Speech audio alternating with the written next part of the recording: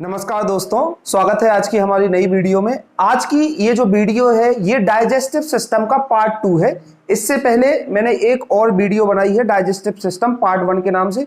यदि वो वीडियो आपने नहीं देखी है तो पहले वो वीडियो देखें। उसमें मैंने डाइजेस्टिव सिस्टम में जितने अंग काम आते हैं उनके पहले जितने भी 4 अंग थे उसके बारे में बताया। बाकी के बचे हुए जो 2-3 और अंग हैं जो डाइजेशन में काम आते हैं उनके बारे में हम इस वीडियो में चर्चा करने वाले हैं।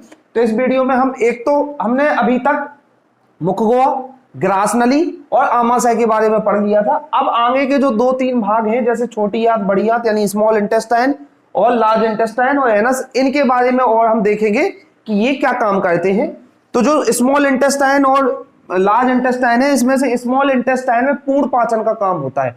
पूर्ण पाचन का मतलब होता है कि डाइजेशन लगभग खत्म हो जाता है। इसमें क्या होता है, जब खाना आ जाता है तो इसे कायन कहा जाता है, इसमें कायन बन जाता है।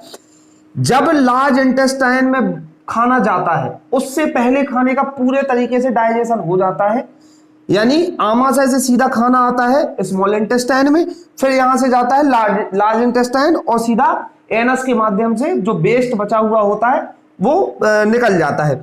लार्ज इंटेस्टाइन का एक मुख्य काम होता है, ये पानी का अवशोषण करती है, यानी पानी को पचाती है, क्योंकि ये छोटी आंत में नहीं होती। पानी का डाइजेशन नहीं होता है। जैसे मैंने पहली वीडियो में बताया था कि पानी या जो भी विटामिन होते हैं इनका डाइजेशन नहीं होता है, क्योंकि ये पहले से ही बहुत छोटे छोटे कणों में विभक्त होता है, तो इनका डाइजेशन ना होकर इनका अवशोषण होता है। डाइजेशन उनका होता है जो बड़े कण होते हैं उनको छोटे टुकड़ों में तोड़ा जाता है, उसके बाद उनका डाइजेशन होता है। 2 ग्रंथियां जो है वो बहुत मुख्य रूप से काम करती हैं स्मॉल इंटेस्टाइन में। वो क्या करती हैं, हार्मोन छोड़ने का काम करती है। तो वो किस तरीके से हार्मोन छोड़ती है उनके बारे में हम देखते हैं। एक तो ग्रंथि है अग्नाशय और दूसरी ग्रंथि है लीवर। अग्नाशय क्या काम करती है कि ये एक तो एक ग्रंथि है और ये पूर्ण पाचक एंजाइम इसमें रिलीज करती है। किसमें? छोटी आंत में, क्योंकि जब यहां से पूरा जो कायल होता है वो पूरा खाना यहां आ जाता है। जब खाना मुंह में होता है, मुंह में जब हम खाना चबाते हैं उसको बोलस बोला जाता है। बोलस के बाद जब आमाशय में आता है तो उसे कायल बोला जाता है। और इसके बाद जब छोटी आंत में खाना आता है तो उसमें फिर एंजाइम मिलते हैं। 3 तरीके के एंजाइम मिलते हैं। कौन कौन से? जो ये अग्नाशय या पेनक्रियाज जिसको हम बोलते हैं ये इसको छोड़ती है। तो पेनक्रियाज कौन कौन सी जो एंजाइम है वो कौन कौन से? जो 3 तरीके के एंजाइम छोड़ती है इसको हम देखेंगे। एक तो है एल से लाइपेज, लेट इसको शॉर्ट फॉर्म में बोल सकते हैं। एल से लाइपेज है। लाइपेज का क्या काम होता है? लाइपेज फैट या वसा को डाइजेस्ट करने का या पाचन का काम करता है। कौन? लाइपेज नामक एंजाइम। ए से होता है एमाइलेज। एमाइलेज क्या करता है? स्टार्च को डाइजेस्ट करने का काम करता है, स्टार्च के पाचन का। एक तो स्टार्च का पाचन होता है मुखगुहा में। मुखगुहा में स्टार्च का पाचन होता है, पहली वीडियो में बताया था। लेकिन क्या होता है कि हम कभी कभी बहुत जल्दी खाना खा लेते हैं, इससे उसमें ना बहुत अच्छे से स्टार्च का डाइजेशन नहीं हो पाता है। कुछ मात्रा में स्टार्च या मड बच जाता है या जो भी चोकर होता है वो बच जाता है, तो फिर वो छोटी आंत में जाके एमाइलेज जो होता है वो रिलीज होता है। वो बचे हुए स्टार्च को रिलीज करते हैं। जैसे जानवरों में अगर हम बात करें तो जानवरों में एमाइलेज नामक हार्मोन्स या जो एंजाइम है ये नहीं निकलती। एमाइलेज जो एंजाइम है ये जानवरों में नहीं निकलता है, इसलिए जानवर क्या करते हैं कि बहुत जल्दी इसे खा लेते हैं, लेकिन फिर बाद में उसको निकाल के फिर उसकी जुगाली करते हैं, उसको मुंह में ही एमाइलेज मिलाते हैं, क्योंकि उनकी छोटी आंत में एमाइलेज नहीं निकलता है। अगला जो हार्मोन निकलता है वो है एंजाइम निकलता है वो है ट्रिप्सिन। ट्रिप्सिन का क्या काम होता है कि प्रोटीन को ये तोड़ता है। सबसे पहले जब खाना मुंह में होता है उसमें प्रोटीन है। मुंह के बाद जब वो कहां जाता है? आमाशय में। आमाशय में प्रोटीन का पाचन होता है। प्रोटीन का पाचन आमाशय में किस तरीके से होता है कि ये प्रोटीन से पेप्टोन बन जाता है। आमाशय में जब खाना गया तो ये प्रोटीन से बन जाता है पेप्टोड, लेकिन जब ये छोटी आंत में इसमें ट्रिप्सिन मिलता है तो ये पेप्टोन से पेप्टाइड बन जाता है, यानी तीन हिस्से में ये टूट जाता है। सबसे पहले ये प्रोटीन के रूप में आया था, आमाशय में ये पेप्टोन बन गया। पेप्टोन में फिर आगे जब ये छोटी आंत में आता है तो ये पेप्टाइड के रूप में विभक्त हो जाता है, प्रोटीन का डाइजेशन हो जाता है। इसके बाद ये हमने अग्नाशय की बात की। इसके बाद जो दूसरी ग्रंथि है वो है लीवर। लीवर का काम क्या होता है कि लीवर करता है पित्त का निर्माण, यानी गॉल का निर्माण करता है। जो ये स्टोर लीवर एक तो बनाता है, गॉल बनाता है, पित्त बनाता है, और ये स्टोर होता है गॉल ब्लैडर में, पित्ताशय में।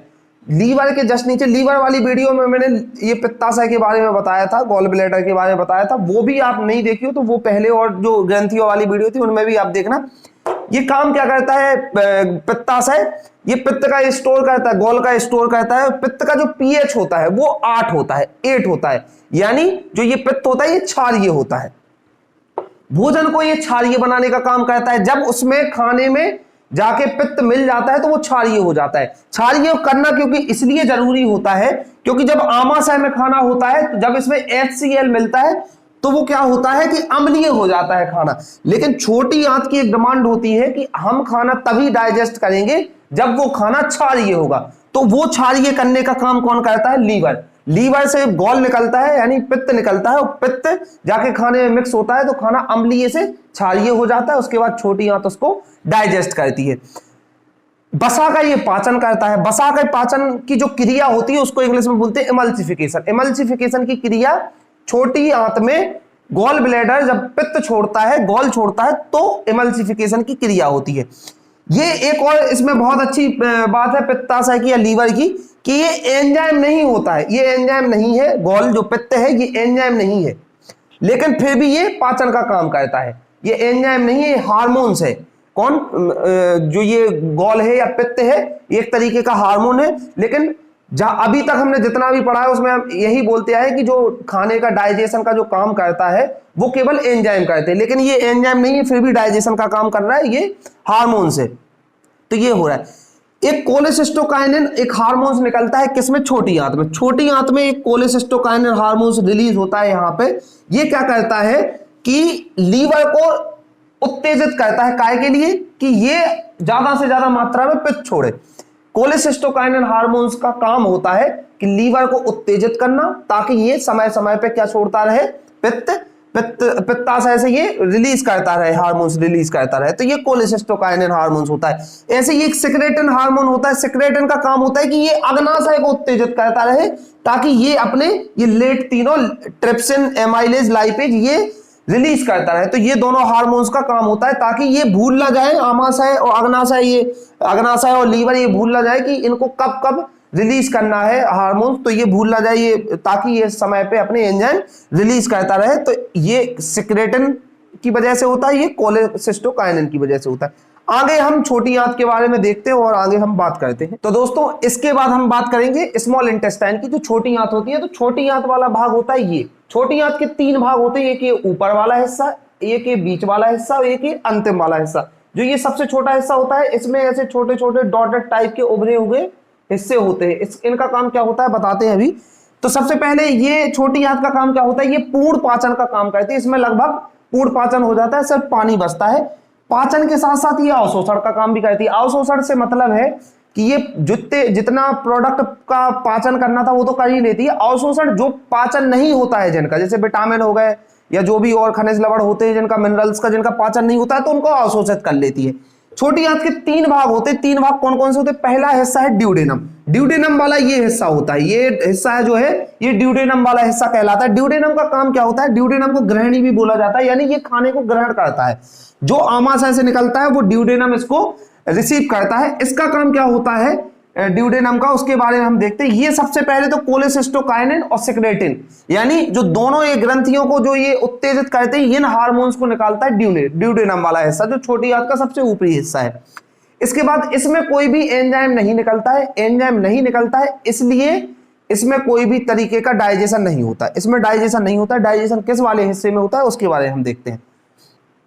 एंजाइम नहीं निकलता है तो फिर क्या होता है कि जब ये दूसरा हिस्सा आ जाता है जेजुनम। जेजुनम में क्या होता है कि भोजन को ये फैलाने का काम करते हैं, ताकि जितने भी हार्मोन्स वगैरह या जितने भी ये इससे लीवर से, आमाशय से जो भी निकल रहा है, तो वो इसमें अच्छी तरह से मिक्स हो जाए। तो ये जो हिस्सा होता है ये जेजुनम वाला हिस्सा होता है। तो इसमें भोजन को फैला दिया जाता है ताकि इसमें अच्छे से मिल जाए। अगर कोई ढेर बना हुआ होगा उसके ऊपर थोड़ा सा पानी डालेंगे तो अच्छे से मिक्स नहीं होगा। अगर हम उसको फैला के उसके ऊपर पानी खींच देंगे तो वो बहुत अच्छे से मिक्स हो जाएगा। तो ये जेजुनम में होता है। इलियम में क्या होता है? इलियम में लास्ट हिस्सा होता है किसका? छोटी आंत का। इसमें पाचन और अवशोषण, यहां पे पूर्ण डाइजेशन हो जाता है। इसमें 5 तरीके के हार्मोन्स रिलीज होते हैं। इसमें से सबसे मुख्य जो हार्मोन्स है वो है इरेप्सिन। इरेप्सिन का काम क्या होता है? ये पेप्टाइड को अमीनो एसिड में बदलता है। अब ये पेप्टाइड है क्या? ये पेप्टाइड प्रोटीन को जब पेप्टोन में बदलता है, कहां पे? इसमें, और फिर पेप्टाइड में बदलता है जब ये प्रोटीन टूट जाता है छोटे छोटे हिस्सों में, जब ये पेप्टाइड बन जाता है प्रोटीन, तो यहां पे आके जब इसका डाइजेशन होता है तो इरिप्सिन नामक हार्मोन इससे मिलता है, इरिप्सिन नामक इसमें मिल जाता है, तो फिर वो बन जाता है अमीनो एसिड। जब इसमें ये 5 तरीके के एंजाइम रिलीज हो रहे हैं, इरिप्सिन जब मिलता है ना इसमें, तो पेप्टाइड जो प्रोटीन का रूप होता है, अगला रूप होता है, तीसरा रूप होता है पेप्टाइड, तो फिर वो बन जाता है अमीनो एसिड। किसमें आके बनता है? ये इलियम वाले हिस्से में। तो ये सबसे लास्ट हिस्सा होता है। उसके बाद खाने का पूरे तरीके से डाइजेशन हो जाता है, केवल वेस्ट और पानी बचता है, और वो आ जाता है बड़ी आंत में। जो भी खाने का वेस्ट होता है तो वो इसमें, और जो हार्मोन्स निकलते हैं जैसे माल्टोज निकलता है, माल्टेज, तो वो माल्टोज का डाइजेशन करता है, सुक्रेज, तो वो सुक्रोज का डाइजेशन करता है। इस तरीके से इसमें 5 तरीके के हार्मोन्स वो एंजाइम निकलते हैं, हार्मोन्स नहीं, एंजाइम का सिक्रीशन होता है। किसमें? ये वाले हिस्से में, ये इलियम वाले हिस्से में। तो फिर उसके बाद पूरे तरीके से डाइजेशन हो जाता है, सिर्फ पानी बचता है। अब हम बड़ी आंत के बारे में देखते हैं कि बड़ी आंत कैसे काम करती है। तो दोस्तों इसके बाद हम बात करते हैं लार्ज इंटेस्टाइन यानी बड़ी आंत के बारे में। बड़ी आंत का काम क्या होता है कि ये जल का अवशोषण करती है। जब खाना इससे होके, छोटी आंत से होके जब इस वाले हिस्से में प्रवेश करता है, जो ये निचला वाला हिस्सा होता है, इसको हम बोलते हैं सीकम। ये जो छोटा हिस्सा होता है, जो सबसे नीचे जहां से छोटी आंत बड़ी आंत से मिलती है, और ये वाला हिस्सा है, इसको बोला जाता है सीकम। इसमें सबसे पहले भोजन आ जाता है। जो ये छोटे छोटे ये इसके हिस्से होते हैं बड़ी आंत के, इनको बोला जाता है कोलोन। इनको कोलोन बोला जाता है। ये 3 तरीके के, 4 तरीके के कोलोन होते हैं। एक ऊपर जा रहा है, एक नीचे जा रहा है, सीधा जा रहा है, फिर नीचे आ रहा है, फिर ये वाला हिस्सा। तो कोलोन क्या काम कर रहा है, इनके बारे में हम देखते हैं। इसके नीचे जो ये हिस्सा होता है सीकम वाला, इसमें एक नीचे छोटा सा एक अंग लगा हुआ होता है, जिसको हम बोलते हैं अपेंडिक्स। अपेंडिक्स का काम क्या होता है कि अभी तो इनका काम, जानवरों में अपेंडिक्स जो होती है वो बहुत बड़ी होती है। अपेंडिक्स घास फूस पत्ते वत्ते पचाने का काम करती थी, क्योंकि चूंकि हम पहले पत्ते वत्ते खाते थे, इससे पहले जब हम आदि मानव टाइप हुआ करते थे तो ये पत्ते वत्ते खाते थे, तो तब ये अपेंडिक्स काम करती थी। अभी तो वर्तमान में अगर किसी की अपेंडिक्स बढ़ जाती है, दर्द होता है, डॉक्टर काट के फेंक देता है, इससे कोई दिक्कत नहीं होती है। लेकिन जानवरों में ये बहुत इंपॉर्टेंट होती है, क्योंकि अगर घास फूस पत्ते वगैरह खाते हैं तो ये उसमें काम आती है। तो इसलिए अपन में ये पहले होती थी। तो ये अपेंडिक्स वाला हिस्सा है, ये केवल अभी एक अवशोषी अंग था, इसके अलावा इसका कोई काम नहीं है। कोलोन जो होते हैं, ये 4 तरीके के कोलोन होते हैं। बड़ी आंत के 4 भाग होते हैं। कौन कौन से होते हैं?